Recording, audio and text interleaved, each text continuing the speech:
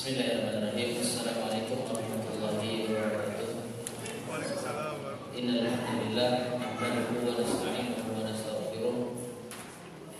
Wa na'udzu billahi min shururi anfusina wa min sayyiati a'malina. Man yahdihillahu fala mudilla lahu wa man yudlil fala hadiya lahu. Wa asyhadu an la ilaha illallah wahdahu la syarika lahu wa asyhadu anna Muhammadan 'abduhu wa rasuluhu, amma ba'd. Ma'asyiral muslimin rahimani wa rahimakumullah. Alhamdulillah, kita lanjutkan kembali kajian kita, meneruskan pembahasan dari kitab Al-Qawaid Al-Fiqhiyah, yaitu kaidah-kaidah praktis dalam memahami fikih Islami yang disusun oleh Al-Ustaz Ahmad Sabiq bin Abdul Latif Yusuf hafizahullah ta'ala. Pada pertemuan yang lalu kita telah membahas yaitu pengertian niat, tempat niat, dan juga fungsi niat. Sedikit kita murojaah. Pengertian niat secara bahasa apa? Bermaksud, bertekad untuk melakukan sesuatu. Jadi orang ini punya apa? Punya tujuan melakukan sesuatu. Artinya dia telah berniat. Sedangkan menurut istilah, niat adalah berkehendak untuk menjalankan ketaatan kepada Allah Subhanahu wa ta'ala. Berkehendak untuk menjalankan ketaatan kepada Allah Subhanahu wa ta'ala dengan melakukan sesuatu atau meninggalkan sesuatu. Jadi secara singkat, niat itu adalah suatu apa? Tujuan atau maksud atau kehendak yang membedakan darinya sesuatu yang apa? Tidak sengaja, tanpa tujuan, tanpa maksud. Yang membedakan antara niat dan selain niat. Kemudian yang kedua, tempat niat. Di mana letaknya? Di hati. Ya, Syekhul Islam rahimahullah ta'ala menyebutkan bahwasanya tempat niat itu di hati, bukan di lisan, berdasarkan kesepakatan para ulama. Nah, kemudian yang berikutnya fungsi niat. Fungsi apa? Fungsi niat. Fungsi niat ada dua. Yang pertama, membedakan antara adat dengan ibadah. Kemarin kalau kita bahas adat, yang dimaksud itu apa? Yang dimaksud adat selain ibadah, non ibadah. Ya, tidak kita pahami adat istiadat, adatnya suku ini, bukan itu. Tapi yang dimaksud adalah sesuatu yang non ibadah, selain ibadah. Nah ini. Jadi membedakan antara sesuatu yang bukan ibadah dengan ibadah. Yaitu apa? Suatu amalan yang sama bentuknya, sama amalannya, sifat-sifatnya, namun karena yang satu berniat ibadah, maka dia dinilai sebagai suatu ibadah. Yang satu dinilai atau yang satu diniatkan bukan ibadah, maka bukanlah merupakan suatu ibadah. Contohnya apa? Yang dicontohkan oleh Al-Ustaz di sini adalah puasa misalnya. Seorang melakukan suatu amalan, menahan diri dari makan dan minum sejak terbit matahari hingga terbenamnya matahari. Orang yang pertama berniat ini puasa, dan nanti suatu ketika matahari telah tenggelam akan berbuka. Maka ini adalah niat ibadah. Sedangkan yang kedua, dia tidak niat puasa. Ya, mungkin dia niat apa? Niat akan melakukan suatu operasi sehingga dia puasa makan dan minum 12 jam sebelum operasi. Ya, dan itu bertepatan apa? Dari terbitnya matahari sampai tenggelamnya matahari. Terbitnya fajar, terbitnya fajar sampai tenggelamnya matahari. Maka orang yang pertama niat puasa, dan orang yang kedua apa? Tidak niat berpuasa. berpuasa. Contoh yang lain, apa kemarin? Membedakan antara non ibadah dengan ibadah. Yang kita tambahkan kemarin apa namanya? Ya? Mandi. Mandi apa? Mandi janabah, mandi besar. Ya, sama-sama menyiramkan, mengguyurkan air mulai ujung rambut sampai ujung kaki basah semuanya. Orang yang pertama berniat mandi janabah, ya, berniat mandi janabah. Maka setelah itu dia bisa langsung sholat, bisa langsung mengerjakan amalan-amalan yang dituntut untuk taharah sebelumnya. Sedangkan orang yang kedua, dia membasahi seluruh tubuhnya mulai rambut sampai kaki, tetapi tidak ada niatan janabah. Sedangkan dia baru saja jima misalnya, ya, maka mandinya dia itu meskipun semua anggota tubuhnya basah tidak dianggap sebagai mandi janabah atau mandi junub, karena dia tidak berniat mandi, tidak ada niatan mandi. Dia hanya berniat sekedar membasahi tubuh, ya.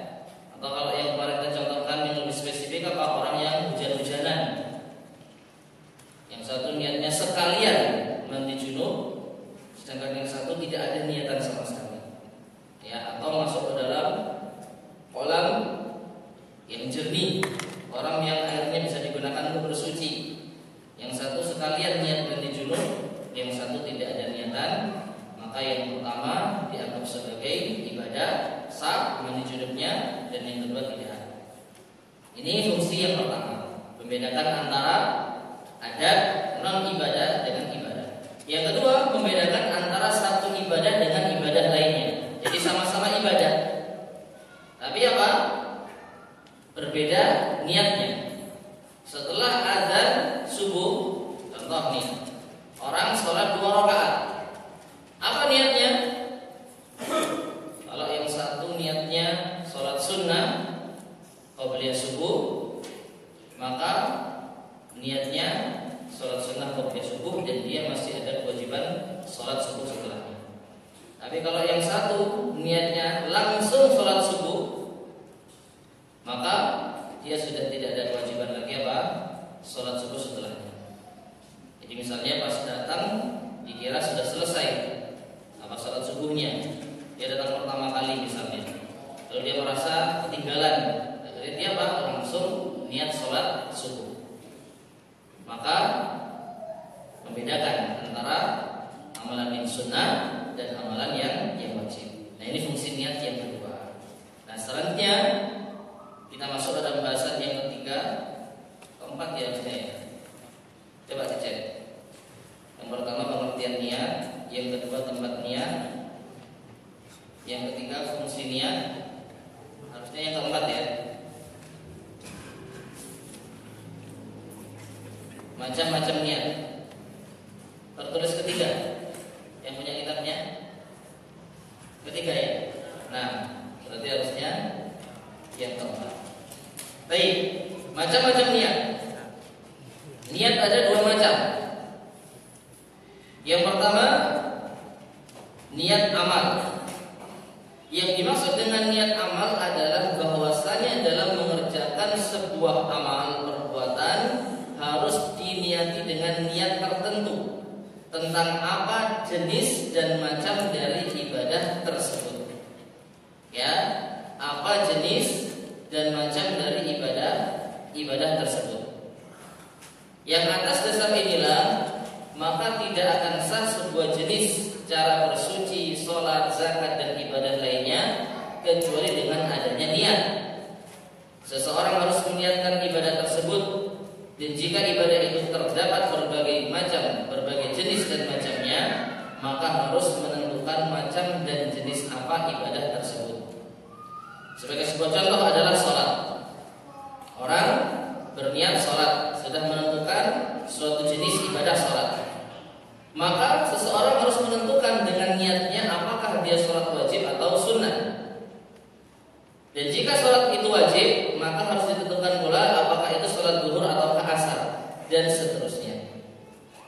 Niat inilah yang juga membedakan antara hajat dengan ibadah.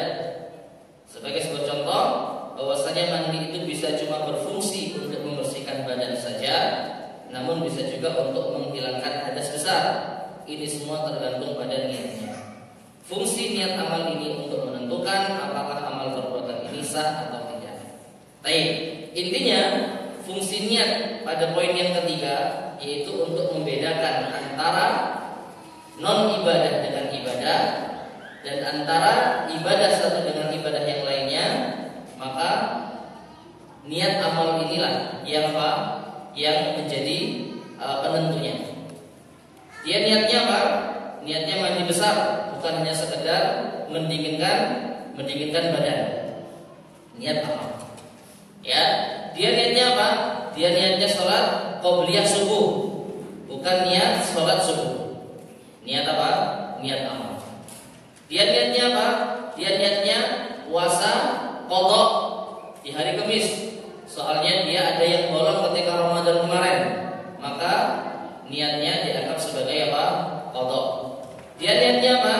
Niatnya puasa Senin Kamis, padahal dia sebelumnya punya hutang puasa, maka yang dianggap adalah niatnya puasa Senin Kamis.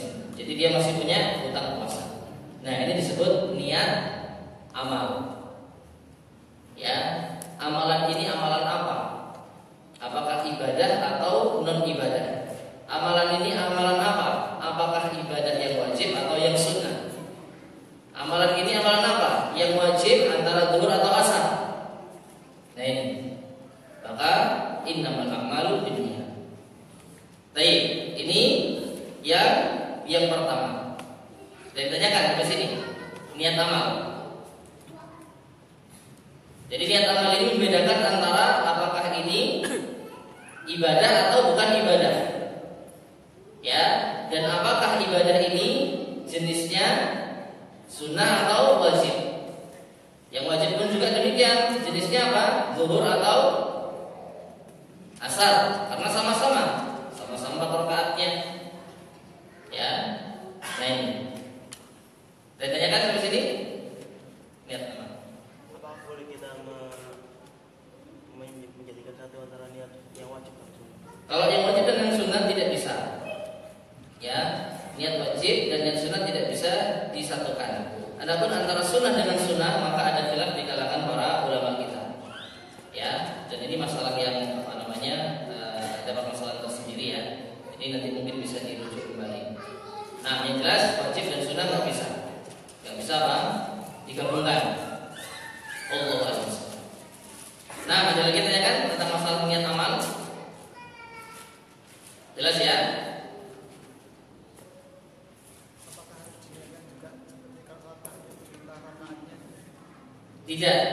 Tidak harus. Ya, termasuk sebenarnya ketika seseorang itu, ini kalau sholat zuhur dan asar ya, ketika seseorang itu dia berniat dengan spesifik, niat sholat zuhur, dia mengerjakan atau dia berniat dengan niat sholat zuhur, padahal dia sudah sholat zuhur, lupa ataupun mungkin setelah bangun tidur dia merasa blank gitu ya. Intinya dia sudah sholat zuhur. Setelah itu bangun tidur ada kapan? Loh, masih zuhur. Tadi saya belum sholat zuhur. Padahal sudah. Harusnya dia sholat asar kan? Karena masuk adzan asar. Setelah zuhur dia tidur, asar bangun adzan. Dipikir itu adzan zuhur. Padahal zuhur dia selesai sholat. Kemudian dia apa? Menspesifikasikan mentakyin, menentukan dalam hati ya, lagi niat dalam hati. Dia jelas-jelas mantap dan marem. Ini sholat zuhur saya ketinggalan sholat zuhur. Akhirnya dia apa? Sholat zuhur. Maka sholat zuhurnya yang kedua ini dianggap sholat sunnah. Sholat asarnya masih apa? Ada tanggungan. Masih ada tanggungan karena dia telah mentakyin, telah menentukan jelas ini sholat duhur. Namun kalau dia niat sholat yang diwajibkan di waktu ini, ya pokoknya dengar adzan, saya niat sholat wajib di waktu ini, ya maka wallahu a'lam bishawab, dia dihitung niat sholat apa? Asar. Ya, dia dihitung niat sholat asar. Terlepas dari dia mungkin kurang fokus, yang penting ini adzan, waktunya adzan, ya. Kemudian dia niat sholat wajib di waktu ini, maka dia dianggap melakukan sholat asar. Allah. Boleh kamu ubah niat di tengah-tengah ibadah? Tidak boleh kalau itu suatu amalan yang wajib. Sunnah. Kalau sunnah boleh. Seperti sholat duha, baru ingat kalau sebelumnya belum sholat qobliyah subuh. Dikodok gitu, qobliyah subuhnya dikodok. Wallahu a'lam bishawab. Sebenarnya yang ada dalilnya secara langsung itu adalah puasa. Tapi sebagian para ulama mengiaskan ini dengan amalan-amalan lainnya yang jelas selain amalan wajib. Tahu ya? Sudah sering saya sampaikan ya, dalil bolehnya berpindah atau berniat di tengah-tengah. Jadi Anda melakukan ibadah ini untuk siapa? Maka dan inilah yang kita sebut dengan ikhlas, yaitu harus meniatkan semua amal perbuatan itu hanya untuk Allah Ta'ala saja, bukan lainnya. Allah Subhanahu wa Ta'ala berfirman, "Wa ma umiru illa liya'budullaha mukhlishina lahud-din."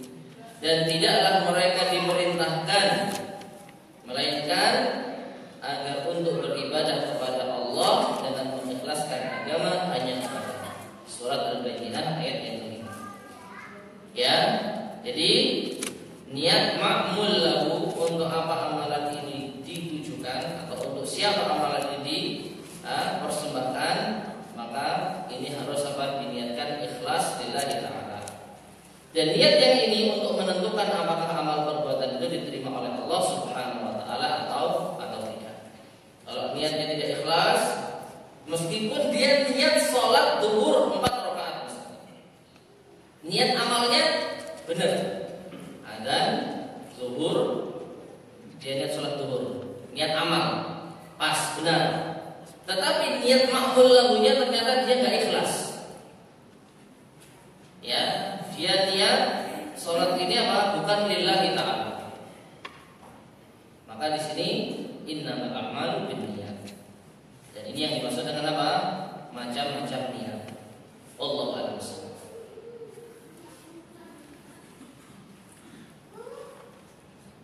Apa yang harus dilakukan seorang makmum ketika sholat baru sadar bahwa tadi wudunya batal, sedangkan ia ada di baris terdepan, tidak bisa beranjak mundur ke belakang? Kenapa nggak bisa? Hah?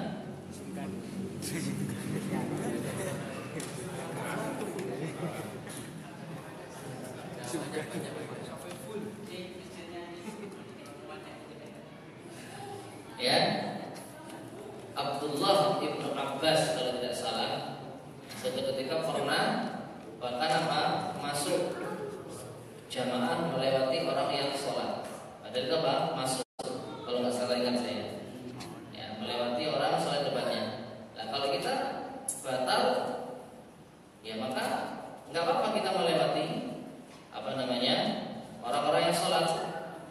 Karena apa? Sutrahnya makmum itu adalah sutrahnya imam. Jadi ketika kita melangkahi melewati orang yang sholat berjamaah dari shaf 1, shaf 2, shaf 3, apalagi ada hajat, apalagi darurat, maka diperbolehkan, tidak mengapa. Ya, dan orang yang dilewati, shaf yang dilewati, dia harus apa? Memaklumi, jangan dicegah, jangan dihalang-halangi. Jadi nggak apa-apa beranjak. Ya. Nah, adapun kalau memang benar-benar nggak bisa, nggak tahu saya gambarnya gimana, tapi yang jelas benar-benar nggak bisa, maka wallahu a'lam bishawab, mungkin bisa dilakukan apa? Berdiam diri, atau apa? Dia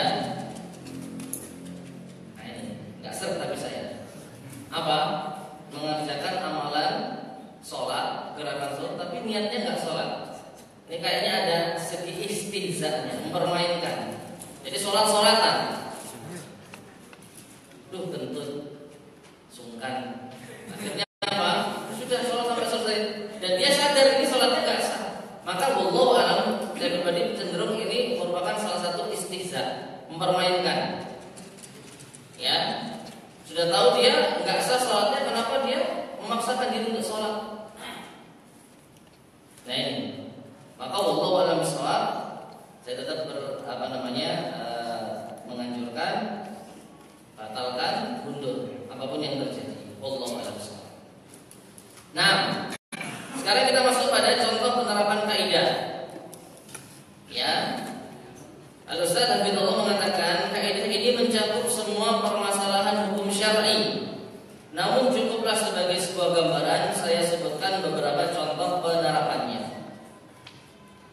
Kurang lebih ada 6 contoh. Yang pertama, barang siapa yang membunuh seorang muslim tanpa ada sebab syar'i yang membolehkannya, maka kalau dia melakukannya karena unsur kesengajaan, maka ada hukum tersendiri. Sedangkan kalau tanpa sengaja, maka hukumannya pun lain. Ya, jadi ini contoh kasus kita memfungsikan kaidah innamal a'malu binniyat. Namun sebelumnya di sini Al-Ustaz menyebutkan barang siapa yang membunuh seorang muslim tanpa ada sebab syar'i. Pertanyaan, adakah sebab syar'i yang membolehkan seorang muslim untuk membunuh? Contoh, 3.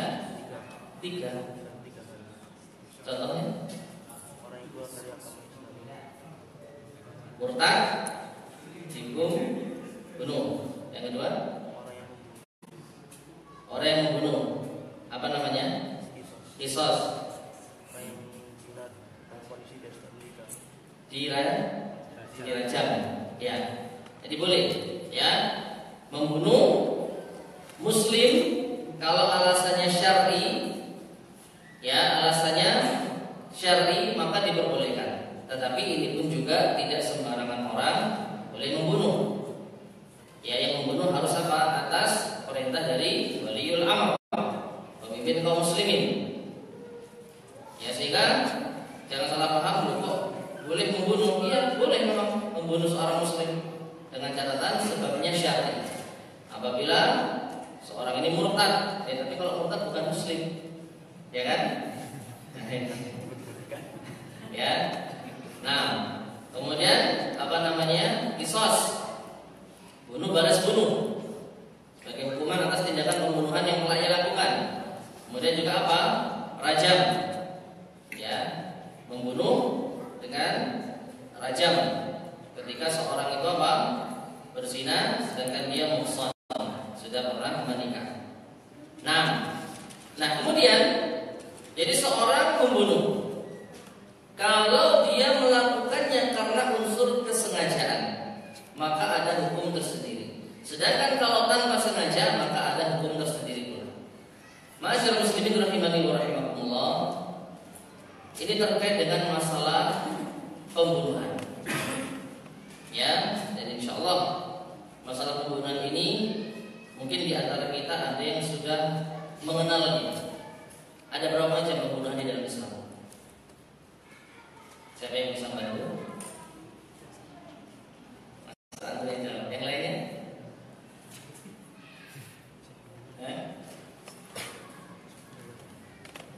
Masa nggak ada yang tahu? Ini termasuk pelajaran ya memang sih kalau ngajinya belum sampai kitabul zina ya. Dalam kitab fikih ya mungkin ya tahu. Ya. Makanya ini sudah selingan ya sebenarnya. Selingan tambahan faedah ilmu. Pembunuhan di dalam Islam ada 3. Yang pertama, sengaja, qatlul amdi. Yang kedua, seperti sengaja, syibhul amdi. Yang ketiga, ya tidak sengaja, qatlul khata, tidak sengaja atau keliru. Ya. Nah, ketika pembunuhan ini punya konsekuensi hukum yang berbeda-beda. Dan antara ketiga pembunuhan ini bisa kita bedakan insyaallah untuk mempermudah kita lihat dari 2 sisi. Tiga-tiganya ini kita lihat dari 2 sisi. sisi niat,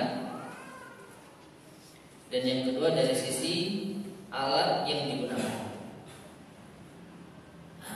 Ya, ketiga pembunuhan ini bisa kita bedakan dengan kita menganalisa dua sisi. Yang pertama apa tadi? Niatnya, dan yang kedua alat yang digunakan. Qatlul amdi, pembunuhan dengan sengaja. Maka orang ini niat apa? Wallahu a'lam bishawab. Bahkan bukan hanya sekedar niat membunuh saja, niat menyerang. Niatnya menyerang. Yang kedua, alat yang digunakan untuk membunuh adalah alat yang mematikan. Yang lumrahnya alat ini bisa menyebabkan kematian. Baik, tadi dikatakan niat menyerang. Kenapa kok enggak niat membunuh?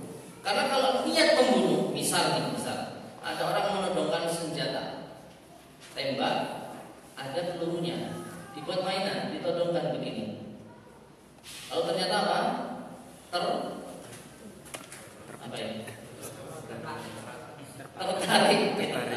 Apa komandan namanya? Terapa ini? Letus.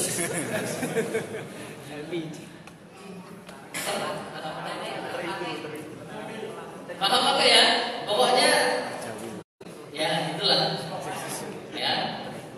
Dor mati. Kalau dia merasa nggak sengaja saya,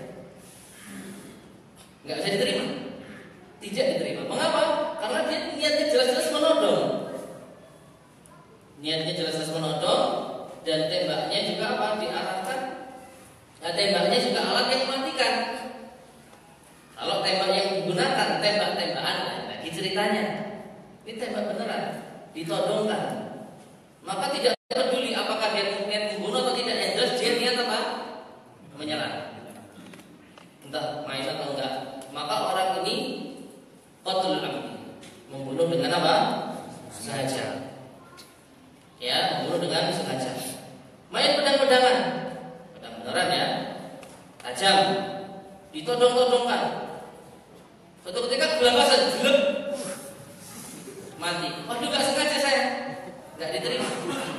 Yang jelas dia telah niat menyerang menggunakan alat yang mematikan. Maka jatuhnya qatlul amdi, membunuh dengan sengaja. Konsekuensi hukumnya ada tersendiri, nanti bisa dipelajari dalam kitab al-fiqh. Jadi qatlul amdi yang pertama niat menyerang, alatnya apa? Alatnya mematikan. Yang kedua, syibhul amdi. Apa tadi? Mirip sengaja.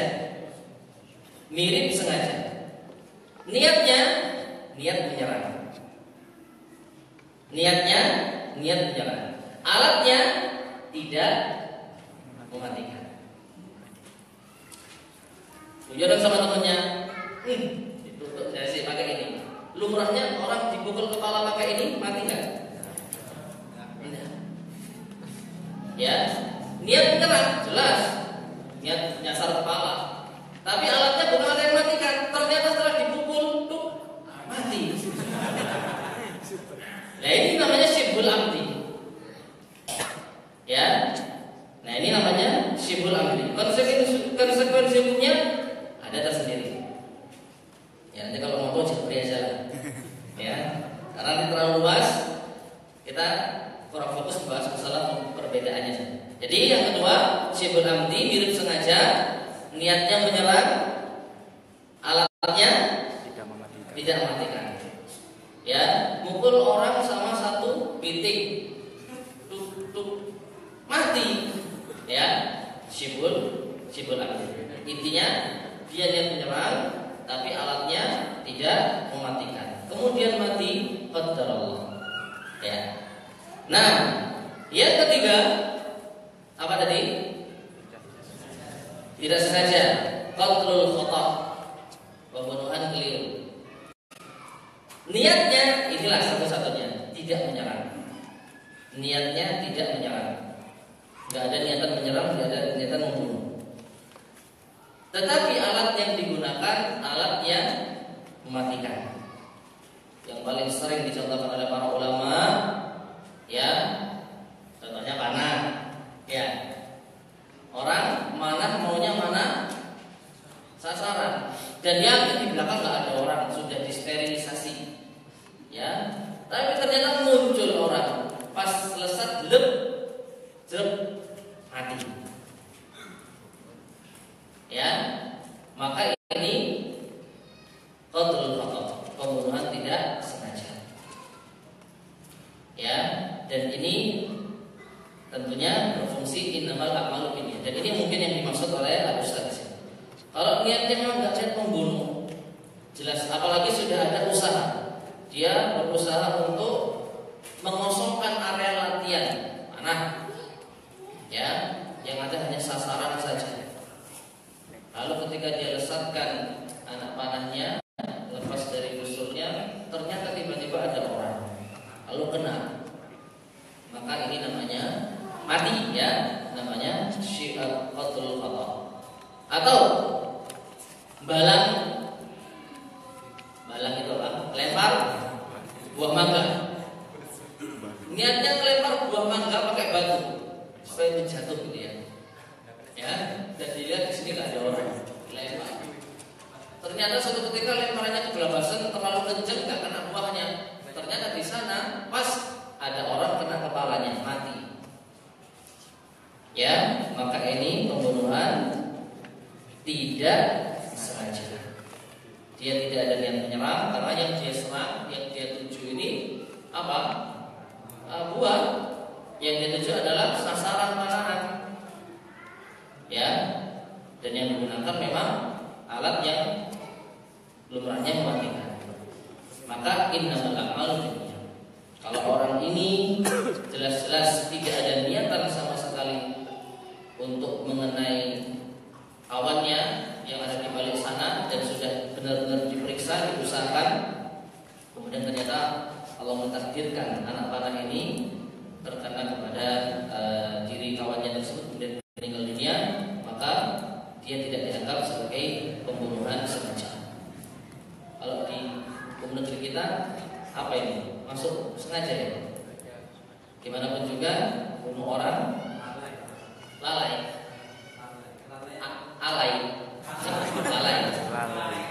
Oh, lalai, kelalaian. Ya. Jadi, tapi tetap dihukumi pembunuhan dengan sengaja. Oh, pasal sendiri. Ya, masih penting lah ya. Nah, tapi kalau dia nyari kesempatan, ya kesempatannya gimana? Mangga misalnya, udah tahu di situ ada orang. Ya, lalu dia nyawat mangga dipaskan ke sana, padahal dia bisa yang ke sana, ya untuk aman, tapi dia paskan ke sana, ya. Kemudian ternyata jatuh beneran tepat kena kepalanya, mati. Kalau dia enggak, ini saya nggak sengaja, mungkin di dunia dia bisa selamat. Dalam artian mungkin di dunia dia bisa menunjukkan ini saya beneran nyari mangga ini, dan saya nggak tahu ada orang, padahal dia tahu. Ya, padahal dia apa? Sengaja mencari celah. Maka di sisi Allah dia tetap dihukumi pembunuhan dengan sengaja, meskipun di dunia dia bisa lolos dari jeratan hukum. Allahu a'lam. Nah,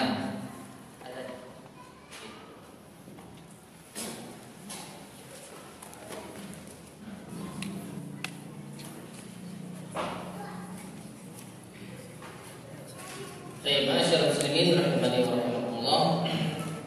Mungkin satu contoh dulu yang kita bahas pada pertemuan kita di malam hari ini. Insyaallah akan kita lanjutkan pada pertemuan berikutnya. Contoh penerapan faedah yang kedua. Namun sebelum kita akhiri, barangkali ada yang mau disampaikan, ditanyakan, silakan.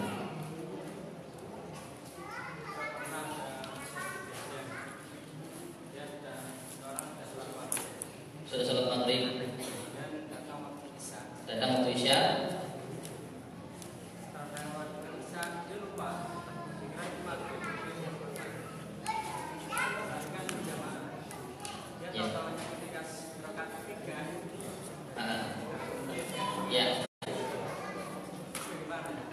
Dia niatnya sholat apa?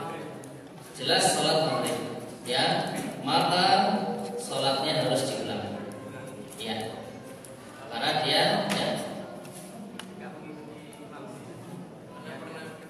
loh, niatnya ikuti imam atau niat sholat maghrib, ini beda loh ya. Kalau niat ikuti imam, sholat ikuti imam, maka dia terhitung sholat isya. Kalau dia niat sholat maghrib, maka terhitung sholat maghrib. Ya, emang ada niat sholat mengikuti imam? Ada. Dalam artian contoh orang yang sedang safar, dia harusnya kan qashar, ya kan? Dia harusnya qashar kalau sendiri, tapi karena dia sholat di belakang imam yang dia nggak tahu imam ini mukim atau musafir, wis ikut sholat imamnya. Nek qashar ya qashar, nek apa itmam sempurna ya sempurna, ya, jadi bisa yang ini. Allah ya.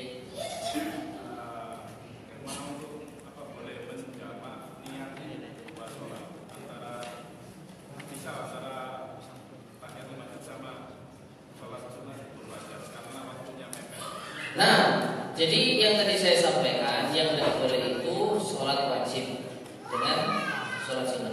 Amalan wajib nggak boleh digabung dengan amalan sunnah. Tapi kalau amalan sunnah, ya, sama-sama sunnahnya, ada beda pendapat di kalangan para ulama.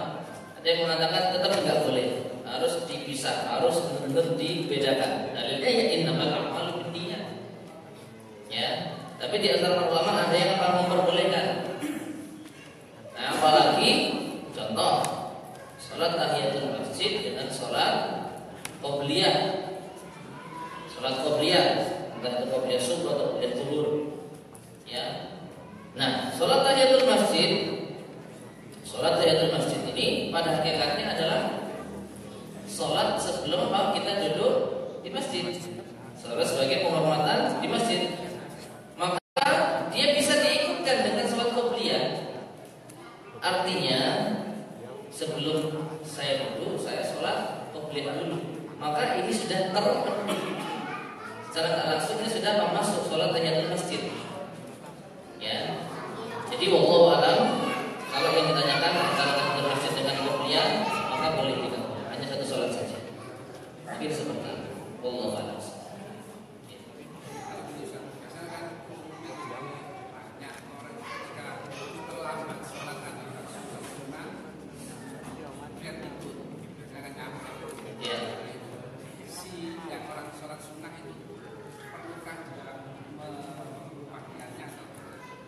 Tidak, ya.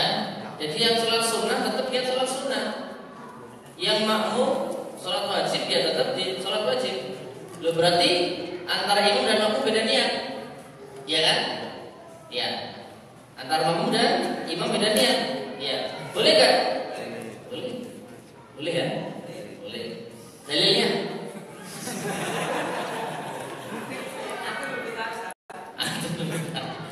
Satu contoh aja dalilnya. Paling nggak hafal satu dalil meskipun cuman nggak hafal kronologisnya.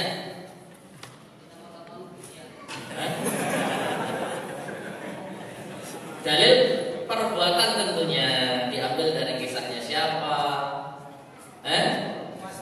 Ya, sahabat Mu'adz bin Jabal. Beliau sudah sholat isya bersama Rasulullah SAW, berjamaah bersama Rasulullah. Pulang ke kampungnya, ditunggu sama jamaah di kampungnya. Ya, maka jamaah itu menghendaki Mu'adz untuk mengimami sholat isya. Akhirnya Mu'adz sholat isya lagi. Kalau orang sudah sholat isya lagi, maka sholat yang kedua ini dihukumi sholat apa? Sunnah. Jamaahnya belum sholat isya, mereka sholat apa? Wajib, ya. Mereka sholat isya sholat wajib. Ada beda niat. Ya. Nah, ternyata Rasulullah mempermasalahkan. Tapi yang dipermasalahkan bukan ininya. Yang dipermasalahkan apa? Mu'adz imami baca surat Al-Baqarah, surat isya. Ya, jamaah udah nunggu lama, ternyata Mu'adz imami surat Al-Baqarah, maka Rasulullah menegur, afatanun anta ya Mu'ad, apakah engkau hendak memfitnah, ya, engkau menjadi fitnah wahai Mu'ad. Sedangkan itu perbuatan Mu'ad sholat lagi imami jamaah tidak dikomentari oleh Rasulullah. Padahal Rasulullah jelas-jelas tahu Mu'ad itu menjadi makmumnya ketika sholat isya bersama beliau. Kalau seandainya nggak boleh, tentu Nabi SAW kan akan menegur, kamu kok sholat isya lagi, jadi imam lagi. Tapi nggak ada. Ini menunjukkan hal itu disetujui oleh Rasulullah SAW dan bisa menjadi dalil. Beda antara makmum dan imam dalam segi niat tidak menambah. Wallahu a'lam bishawab.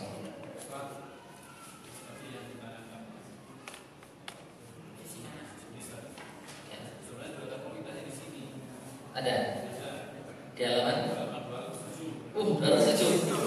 Ya, semoga kita bisa. Nanti diberi Pak ya. Gitu ya.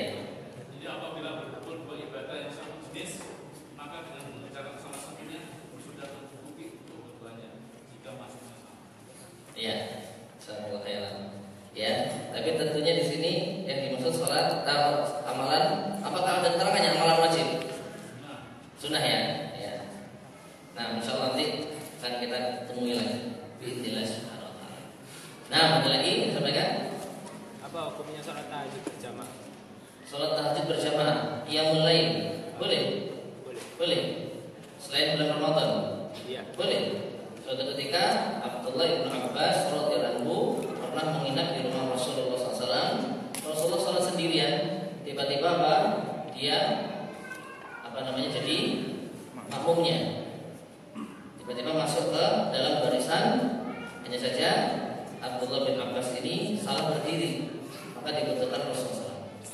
Diputar kepalanya sehingga makmum di kanan, imam di kiri.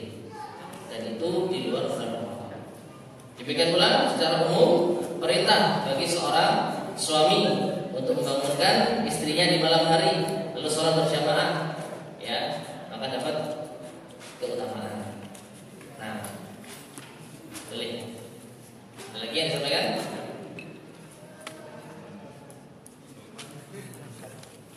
Tidak ada? Ya. Maunya kayak tadi yang sholat tahajud berjamaah.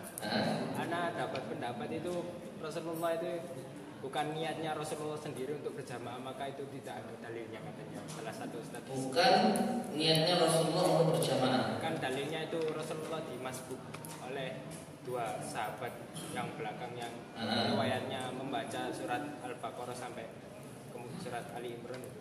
Lantas bagaimana dengan dalil perintah Rasulullah, ajaran Rasulullah untuk seorang istri membangunkan suaminya untuk sholat berjamaah dan seorang suami membangunkan istrinya sholat berjamaah? Gimana jawabannya? Enggak tahu Ustaz. Ya. Nah, itu pun juga bisa kita jawab. Ya, seandainya perbuatan yang salah tentu ditegur sama Rasulullah. Kenapa kamu sholat jamaah? Ya, kenapa kamu jadi makmum saya? Sholat tahajud itu sendiri-sendiri. Kalau seandainya harus sendiri-sendiri, makanya tadi saya katakan boleh untuk berjamaah. Artinya nggak dilarang. Kalau mau sendiri-sendiri silakan, tafadhol, sholat sunnah. Ya, mungkin seperti itu. Wallahu a'lam bishawab. Baik, mungkin ini yang bisa kita sampaikan pada malam hari ini. Semoga bermanfaat. Kurang lebihnya saya mohon maaf. Kita akhiri subhanallah wa bihamdika, asyhadu an la ilaha illa anta, astaghfiruka wa atubu ilaik.